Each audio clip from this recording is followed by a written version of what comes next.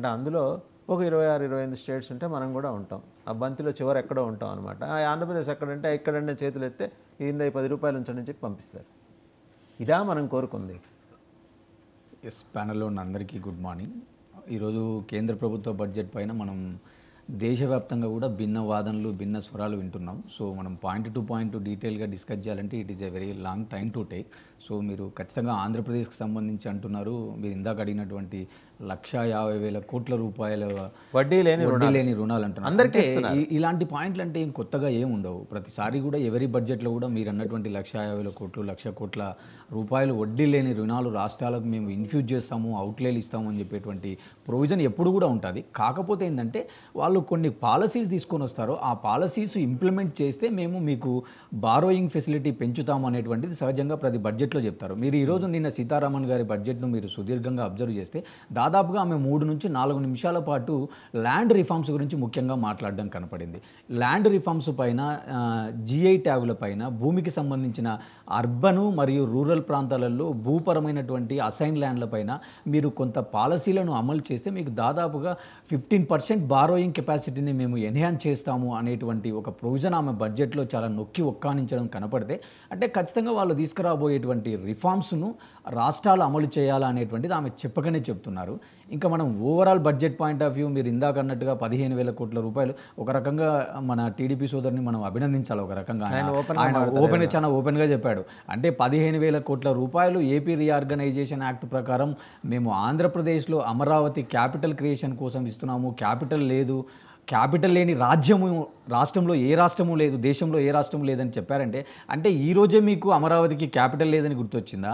2014 నుంచి కూడా అధికారంలో మీరున్నారు, ఆ రోజు ఎన్డీఏలో మీరున్నారు, మీరు ఆ రోజు మీకు ఎందుకు గుర్తుకు రాలేదు అంటే ఈరోజు ఒక పొలిటికల్ కంపల్షన్ అక్కడ ఏర్పడింది.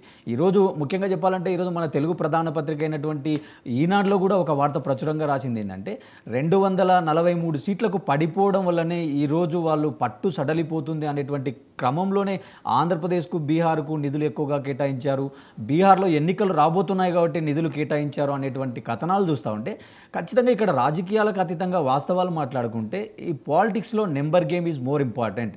మనకు నెంబర్ బలంగా ఉన్నప్పుడు 2014లో లేదా 2019లో ఎవరు ఏ వినతులు ఇచ్చినా, ఎవరు ఏ విజ్ఞాపనలు ఇచ్చినా కూడా వాళ్ళు డోంట్ కేర్ అన్నట్టుగా ఏవి కూడా does not take in to consideration అనేది కనపడింది.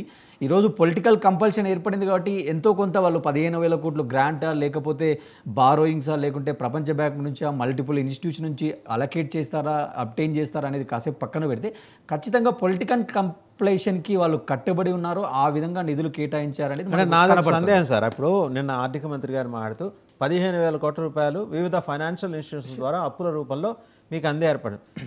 బ్యాంక్ గ్యారంటీ వాళ్ళు, అదే గ్యారంటీ వాళ్ళు ఉంటారా? గవర్నమెంట్ ఆఫ్ ఇండియా ఉంటుందా గ్యారంటీ? ఆ మాట చెప్పలా ఆమె చెప్పగానే ఒక మాట కూడా చెప్పారు ఇండైరెక్ట్గా. మనం దాన్ని ఒకసారి డీప్గా మనం డిగ్ చేస్తే అందులో ఏమంటే ఆమెకు ఒక ప్రశ్న ఉత్పన్నమైనప్పుడు మీరు 15,000 కోట్లు ప్రకటించారు, ఇది గ్రాంట్ని వేయడా లేకుంటే బారోయింగ్గా ఏంటి అని అడిగితే ఆమె క్లియర్గా ఒక విషయం చెప్పడం ఏంటంటే చంద్రబాబు నాయుడు ఏదైతే ఆంధ్రప్రదేశ్ అంటే అమరావతి, పోలవరం అంటున్నారో దీనిపైననే ఆమెకు 2 ప్రశ్నలు ఎదురయ్యాయి మన ఆంధ్రప్రదేశ్ నుంచి. సో అక్కడ ఆమె క్లియర్గా చెప్పడం ఏంది, మేము ప్రపంచ బ్యాంకుతో మాట్లాడుతున్నాము, వివిధ ఇన్స్టిట్యూషన్స్ నుంచి మేము డబ్బులను ఎలా సమకూర్చాలా, ఎలా ప్రొవైడ్ చేయాలా అనేది చేస్తాము. అలాగే మ్యాచింగ్ గ్రాంట్ కానీ, కాంట్రిబ్యూషన్ కానీ ఒకవేళ రాష్ట్ర ప్రభుత్వం ఎంతో కొంత ఇవ్వాల్సి ఉంటుంది అని చెప్పారు. ఒకవేళ రాష్ట్ర ప్రభుత్వం ఇనెబిలిటీ టు పే అంటే అలాంటి కాంట్రిబ్యూషన్, అలాంటి మ్యాచింగ్ గ్రాంట్ రాష్ట్ర ప్రభుత్వం ఇవ్వకపోతే మేము ఇస్తాము అని చెప్పడం జరిగింది. అంటే ఇక్కడ మనకు క్లియర్గా అర్థమవుతుంది అది గ్రాంట్ కాదు అనేది ఆమె చెప్పకనే చెప్పారు.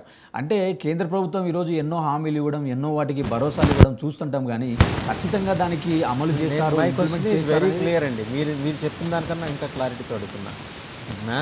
మ్యాచింగ్ గ్రాంట్ వాళ్ళు సమకూర్చుకోవే కాదు. నేను అనేది అంటే ఒకవేళ తీర్చలేని పక్షంలో జగన్మోహన్ రెడ్డి గారు చేసిన దుర్మార్గమైన దారుణమైన అప్పుల కారణంగా ఇంకా పేకల్లో ఊబిలో కూరుకుపోతున్న తరుణంలో తీర్చలేని పక్షంలో కేంద్ర ప్రభుత్వం గ్యారంటీగా నిలబడుతుందా అనే ప్రశ్న కావాలి. మామూలుగానే ఆంధ్రప్రదేశ్ అంటే ఒంటి కారం రాసుకుంటారు. అంటే ఇప్పుడు మీకు కేంద్ర ప్రభుత్వం అంటే చాలా పెద్ద మెకానిజం ఉంటుంది. ఫైనాన్స్ కమిషన్, ఆర్బీఐ, తర్వాత నీతి ఆయోగ్ ఎంతో రికమెండేషన్స్తో మనకు డబ్బులు వస్తాయి తప్ప నువ్వు నేను ఏదో పోయి అడుగుతానే వెంటనే డబ్బులు ఇచ్చి రిలీజ్ చేసి ఇచ్చేటువంటి పరిస్థితి ఉండదు. దానికి ఒక మెకానిజం ఉంటుంది.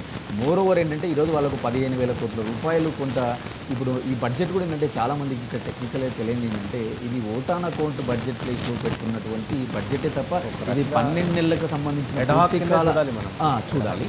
మోర్ ఓవర్ ఏంటంటే మళ్ళా రేపు డిసెంబర్ నుంచి కూడా ప్రపోజల్స్ స్టార్ట్ అవుతాయి. మిగతా అన్ని రంగాల శాఖల నుంచి, రాష్ట్రాల నుంచి కూడా వాళ్ళు ప్రపోజల్స్ కోరుతారు కాబట్టి సో ఈ బడ్జెట్ చాలా ఏదో ఇంపార్టెంట్, ఏదో రాకెట్ సైన్స్, లేదో మార్పులు జరిగిపోతాయని మనం అనుకోలేము. ఖచ్చితంగా ఏంటంటే ఈ 15,000 కోట్లు అనేది కొంత వీళ్ళకు కూటమి వాళ్ళు విజయంగా భావించవచ్చు. కాకపోతే ఇక్కడ నారాయణ గారు, మన మినిస్టర్ గారు గతంలో మాట్లాడుతూ ఆయన ఏమన్నారంటే, మాకు అమరావతి డెవలప్మెంట్కు దాదాపుగా మేము లక్ష పైన కోట్లు ఖర్చు పెట్టాలనుకుంటున్నాము.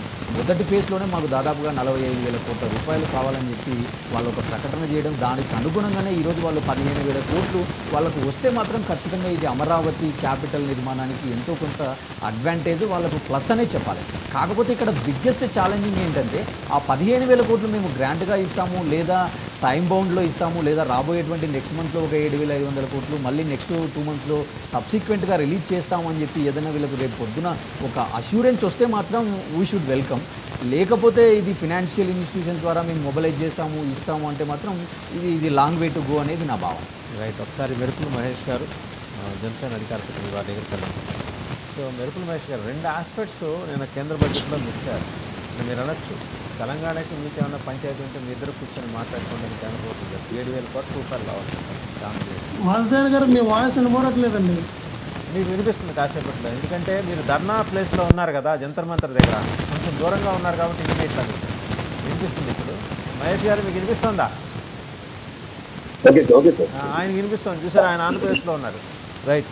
సో మహేష్ గారు, ఈ 7,000